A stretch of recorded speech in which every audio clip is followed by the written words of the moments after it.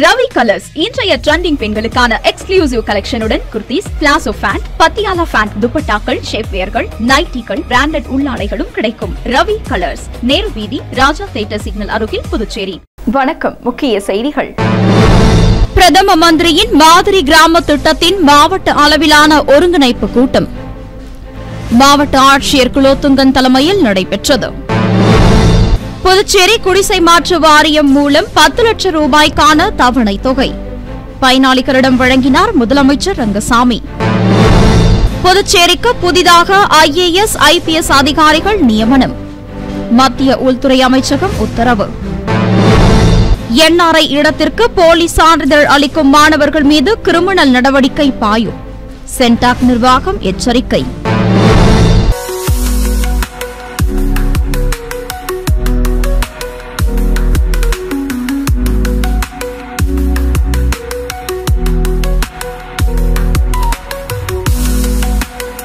இனி விரிவான செய்திகள். மத்திய அரசின் பிரதம மந்திரியின் மாதிரி கிராமம் திட்டத்தின் மாவட்ட அளவிலான ஒருங்கிணைப்பு குழு கூட்டம் மாவட்ட ஆட்சியர் குலோத்துங்கன் தலைமையில் நடைபெற்றது.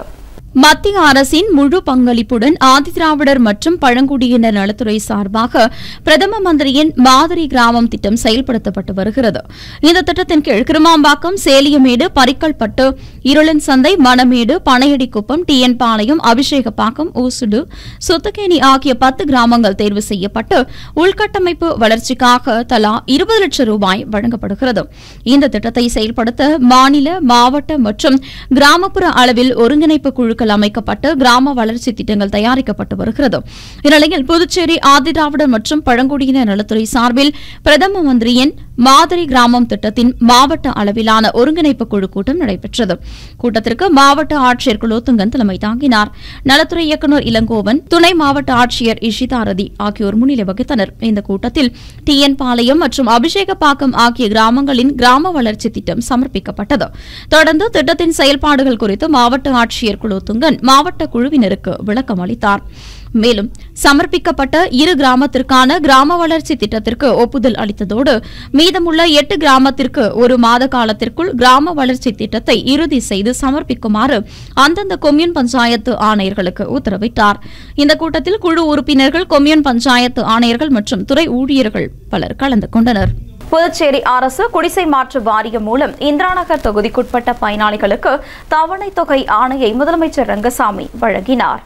புதுச்சேரி அரசு குடிசை மாற்று வாரியத்தின் மூலம் பிரதம மந்திரி வீடு கட்டும் திட்டத்தின் கீழ் வீடு கட்டிக்கொள்ள இந்திராநகர் தொகுதியைச் சேர்ந்த பயனாளிக்கு 2வது தவணையாக 1,60,000 ரூபாயும், 12 நபர்களுக்கு 3வது தவணையாக தலா 70,000 ரூபாய் வீதமும், 8,40,000 ரூபாய் என மொத்தம் 10 லட்சத்திற்கான காசோலைகளை முதலமைச்சர் ரங்கசாமி சட்டப்பேரவையில் உள்ள அவரது அலுவலகத்தில் வழங்கினார். இந்நிகழ்ச்சியின் போது சட்டப்பேரவைத் தலைவர் செல்வம், அரசு கொறடா ஆறுமுகம், குடிசை மாற்று வாரிய தலைமை செயல் அதிகாரி ரவிச்சந்திரன், உதவி பொறியாளர் சுதர்சன், இளநிலை பொறியாளர் சிவா உள்ளிட்ட பலர் இந்நிகழ்ச்சியின் போது உடனிருந்தனர். புதுச்சேரி மாநிலத்திற்கு 2 IAS, 3 IPS அதிகாரிகள் புதிதாக நியமித்து மத்திய உள்துறை அமைச்சகம் உத்தரவு பிறப்பித்துள்ளது. மத்திய தேர்வாணையத்தின் மூலம் தேர்வு செய்யப்படும் IAS அதிகாரிகளுக்கு உத்தரகாண்ட் மாநிலம் முசோரியில் உள்ள லால் பகதூர் சாஸ்திரி அகாடமியிலும், IPS அதிகாரிகளுக்கு ஹைதராபாத்தில் உள்ள சர்தார் வல்லபாய் பட்டேல் அகாடமியிலும் பயிற்சி அளிக்கப்படுகிறது. இவர்கள் மத்திய உள்துறை அமைச்சகத்தின் உத்தரவின் அடிப்படையில் நாட்டின் பல்வேறு மாநிலங்களில் பணி நியமனம் செய்யப்பட்டு வருகின்றனர். அதன்படி IAS அதிகாரிகளான அங்கித் குமார், பூஜா ஆகியோரும், IPS அதிகாரிகளான விபு கிருஷ்ணா, வினய்குமார் கட்ச், ஸ்ருதி எரகரெட்டி ஆகியோரும் புதுச்சேரிக்கு நியமிக்கப்பட்டுள்ளனர். இவர்கள் புதுச்சேரி அரசில் இணைந்து பணியாற்ற உள்ளனர். இதற்கான உத்தரவை மத்திய உள்துறை அமைச்சக செயலாளர் ராகேஷ் குமார் சிங் பிறப்பித்துள்ளார். மருத்துவ படிப்புகளுக்கு போலி NRI சான்றிதழ் சமர்ப்பிக்கும் மாணவர்கள் மீது கிரிமினல் நடவடிக்கை எடுக்கப்படும் என்று சென்டாக் நிர்வாகம் எச்சரித்துள்ளது. MBBS, BDS, ஆயுர்வேதம் உள்ளிட்ட நீட் மதிப்பெண் அடிப்படையிலான படிப்புகளுக்கு கடந்த 5ஆம் தேதி முதல் 16ஆம் தேதி வரை சென்டாக் ஆன்லைனில் விண்ணப்பங்கள் பெறப்பட்டன. மாணவ மாணவிகள் போட்டி போட்டு விண்ணப்பித்தனர். மருத்துவ படிப்புகளுக்கு விண்ணப்பிக்க 8558 பேர் இமெயில் கொடுத்து பதிவு செய்தனர். இதில் 6678 பேர் விண்ணப்பத்தினை முழுமையாக பூர்த்தி செய்து சமர்ப்பித்துள்ளனர். இவர்களிடம் விண்ணப்பம் ஏற்கப்பட்டுள்ளது. அரசு ஒதுக்கீட்டு இடங்களுக்கு 1083 மாணவர்கள் விண்ணப்பித்துள்ள நிலையில் அரசு இடஒதுக்கீடு மற்றும் நிர்வாக இடஒதுக்கீடு என இரண்டிற்கும் சேர்த்து 590 பேர் விண்ணப்பித்துள்ளனர். மேலும் நிர்வாக இடங்களுக்கு புதுச்சேரி மட்டுமல்லாது பல மாநிலங்களில் இருந்தும் 4873 பேர் விண்ணப்பித்துள்ளனர். இந்நிலையில் கடந்த ஆண்டு NRI இடங்களில் போலி உறவுமுறை சான்றிதழ்கள் கொடுத்து தமிழகம் உள்ளிட்ட பல மாநிலங்களை சேர்ந்தவர்கள் சேர முயன்றது அம்பலமானது. இது புதுச்சேரியில் உள்ள பெற்றோர் மாணவர்கள் மத்தியில் கடும் அதிர்ச்சியை ஏற்படுத்திய நிலையில் இதேபோல் இந்த ஆண்டும் NRI இடஒதுக்கீட்டில் 103 அயல் நாட்டவரும் 2 OCI 27 NRI ஸ்பான்சர் இடங்களுக்கு 251 விண்ணப்பங்கள் குவிந்துள்ளன. இந்த விண்ணப்பங்கள் அனைத்தும் தீவிர தணிக்கை செய்யப்பட்டு வருகிறது. NRI சீட்டு விண்ணப்பித்து உறவுமுறை ஆவணங்கள் நேரடியாக அந்தந்த நாடுகளில் வெளியுறவு அமைச்சகத்திற்கு அனுப்பி உண்மைத்தன்மை சோதிக்க முடிவு செய்யப்பட்டுள்ளது.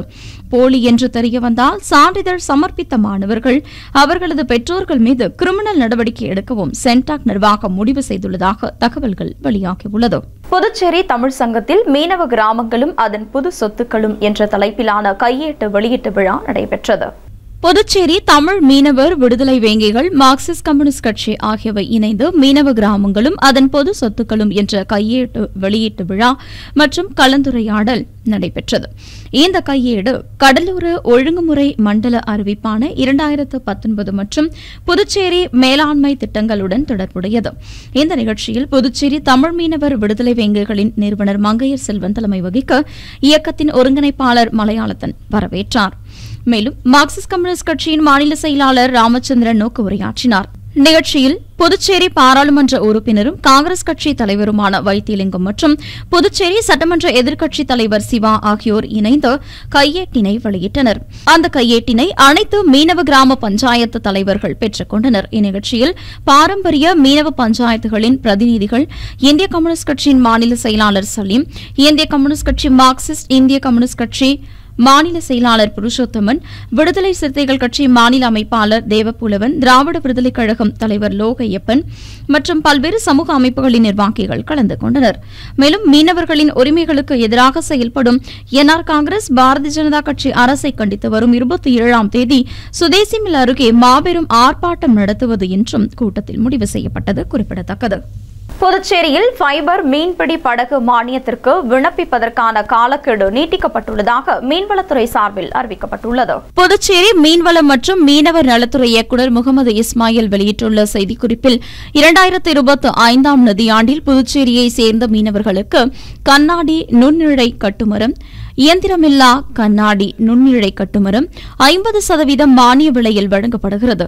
இதில் பதிவு செய்யப்பட்ட வெளிப்புற இயந்திரம் பொருத்தப்பட்ட ஃபைபர் மீன்பிடி படகுகளுக்கு 50% மானிய விலையில் மாற்றுவதற்கான திட்டத்தின் கீழ் விண்ணப்பங்கள் அளிக்க கடந்த மாதம் 4ஆம் தேதி நாளிதழ் மூலமாக அறிவிப்பு வெளியிடப்பட்டிருந்தது.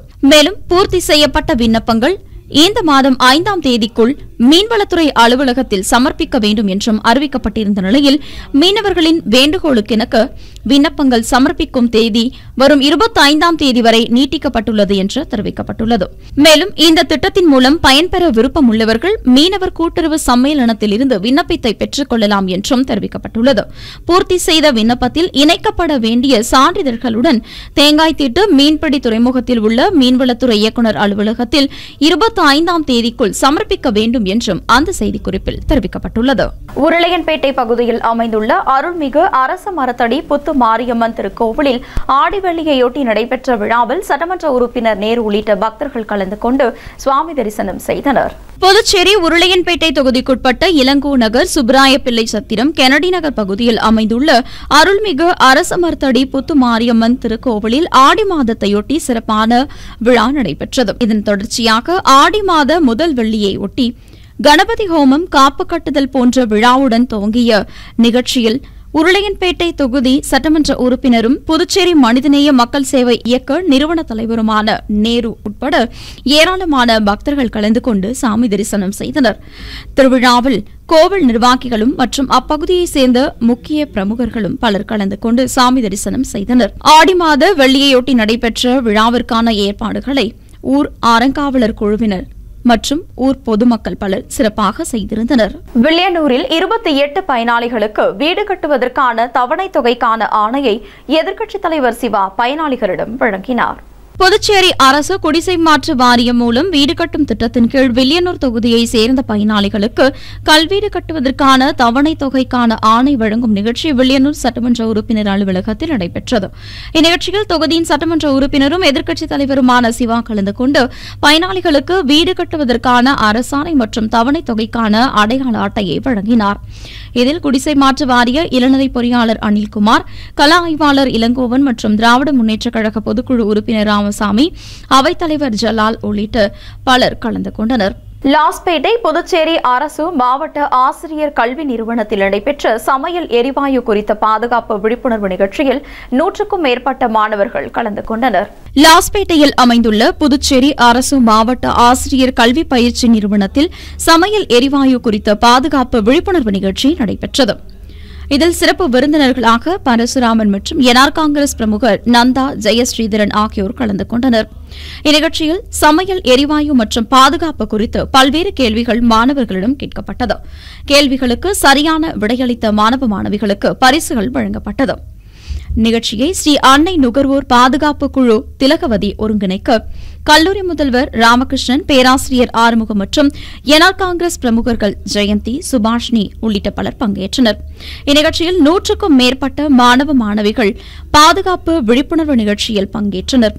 ஆடி வெள்ளியையொட்டி நாகமுத்து மாரியம்மன் கோவிலில் நடைபெற்ற செடல் திருவிழாவில் சமூக சேவகர் சத்யராஜ் உள்ளிட்ட ஏராளமான பக்தர்கள் கலந்து கொண்டு சாமி தரிசனம் செய்தனர். புதுச்சேரி முதலியார்பேட்டை நயினார் மண்டபம் கடலூர் சாலையில் அமைந்துள்ள அருள்மிகு ஸ்ரீ நாகமுத்து மாரியம்மன், அருள்மிகு ஸ்ரீ முத்து மாரியம்மன் ஆலயத்தில் நடைபெற்ற 42ஆம் ஆண்டு செடல் திருவிழாவின் நிகழ்ச்சியில் முதலியார்பேட்டை பாரதிய ஜனதா கட்சியின் தொகுதி பொறுப்பாளரும் முன்னாள் நகரமன்ற உறுப்பினருமான சத்யராஜ் கலந்து கொண்டு சாமி தரிசனம் செய்தார்.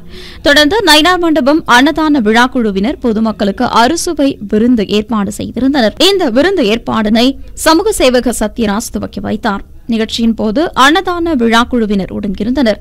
மேலும் பாரதிய ஜனதா கட்சி நிர்வாகிகள், பொதுமக்கள் பலரும் நிகழ்ச்சியில் கலந்து கொண்டனர். இனி வருவது புதுவையில் இன்றைய தங்கம் மற்றும் வெள்ளி விலை நிலவரம்.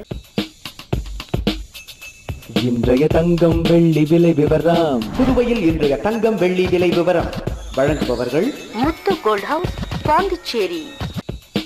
தங்கம் 1 கிராம் 9110 ரூபாய். இன்றைய தங்கம் வெள்ளி விலை விவரம். வெள்ளி 10 கிராம் 1220 ரூபாய். இத்துடன் ஏஎம்என் செய்திகள் நிறைவடைந்தன. வணக்கம். 23ஆம் ஆண்டு இனிய தொடக்கத்துடன் வெள்ளி விழாவை நோக்கி வீரநடை போடும் ஏஎம்என் டிவி 2020 டிஜிட்டல் தளத்தில் அடியெடுத்து வைத்த AMN YouTube news channel Puducherry, France மற்றும் உலகமெங்கிலிருந்தும் 1 லட்சம் சப்ஸ்கிரைபர்களுடன் 3 கோடி பார்வையாளர்களை கடந்து அனைவரின் ஏகோபித்த ஆதரவுடன் உள்ளூர் தொலைக்காட்சிகளிலேயே அதிக சப்ஸ்கிரைபர்களுடன் நம்பர் 1 நியூஸ் சேனலாக உங்கள் முன் AMN TV Pondicherry YouTube channel. எங்களின் இந்த சாதனைக்கு உறுதுணையாயிருக்கும் நேயர்களுக்கும் விளம்பரதாரர்களுக்கும் நெஞ்சார்ந்த நன்றி. ஏஎம்என் யூடியூப் சேனல், இது நம்ம ஊரு சேனல்.